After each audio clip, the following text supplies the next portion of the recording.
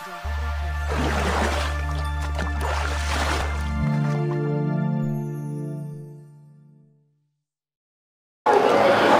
Subhanahu wa ta'ala mengingatkan Bapak Ibu, a'udzubillahi minasyaitonir rajim. Fa khalafa min ba'dihim khalfun adha'us salata wattaba'us syahawat fasawfa yalqauna ghayya. Nanti akhir zaman ini akan ada sekelompok manusia yang menyia-nyiakan sholat. Ada yang sholat tapi males, gak ada gairah, terpaksa. Ada yang sholat tapi semaunya, kadang sholat kadang enggak, belang bentong teh ya Bapak Ibu. Ada juga yang enggak sholat sama sekali, total. Apa kata Allah? Kalau sholat saja sudah disia-siakan, maka akan kehilangan benteng di dalam dirinya. Apa benteng di dalam diri manusia? Karunia berupa akal. Jadi di dalam tafsir Jalalain Bapak Ibu, ketika Imam Jalaluddin As-Suyuti mentafsirkan ayat wa idh qala rabbuka lil malaikati inni ja'ilun fil ardi khalifah qalu ataj'alu fiha may yufsidu fiha wa yasfikud dima. Malaikat bukan nolak ya, tapi keheran-heranan. Kenapa wahai Allah akan menjadikan khalifah di bumi dari kalangan manusia? Malaikat tahu dalam diri manusia itu ada 3 potensi kekuatan.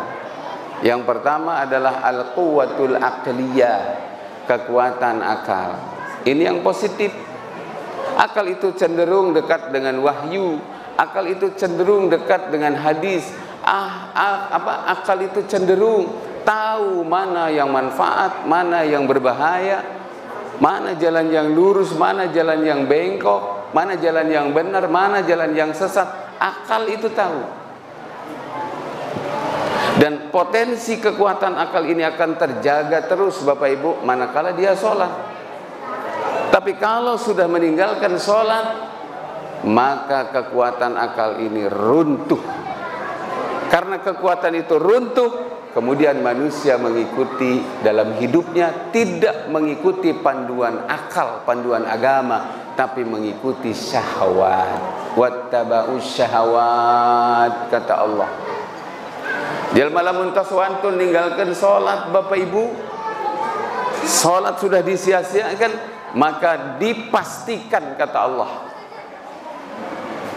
apa yang dia ikuti dalam kehidupan itu panduannya berdasarkan syahwat.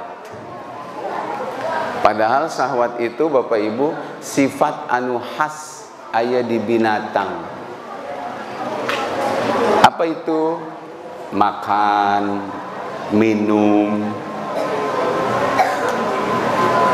buang kotoran, tidur, main, kawin. Itu sifat binatang. Seserakah-serakahnya binatang suka makan. Taruhlah sapi dan kebo doyan makan, tetap yang dimakannya apa? Rumput. Betul? Sedoyan-doyannya makan sapi dan kebo, tetap yang dimakannya cuma rumput Bapak Ibu. Tapi lihat ketika manusia dalam hidup sudah tidak mengikuti agama, karena kekuatan akalnya sudah roboh gara-gara meninggalkan sholat, akhirnya panduan hidup kita dia diatur dengan syahwat, maka sifat binatang ada pada dia, serakah. Dan apa yang terjadi kalau manusia sudah serakah Bapak Ibu sekalian? Yang dimakan bukan cuma nasi, yang dimakan bukan cuma buah-buahan, betul? Tembok coran kayak begini bisa dimakan sama manusia. Besi bisa dimakan sama manusia, aspal bisa dimakan sama manusia, minyak bisa dimakan sama manusia, solar bisa dimakan sama manusia, gunung bisa ditelan sama manusia. Itu kelakuan para koruptor itu. Betul? Betul? Betul Bapak Ibu?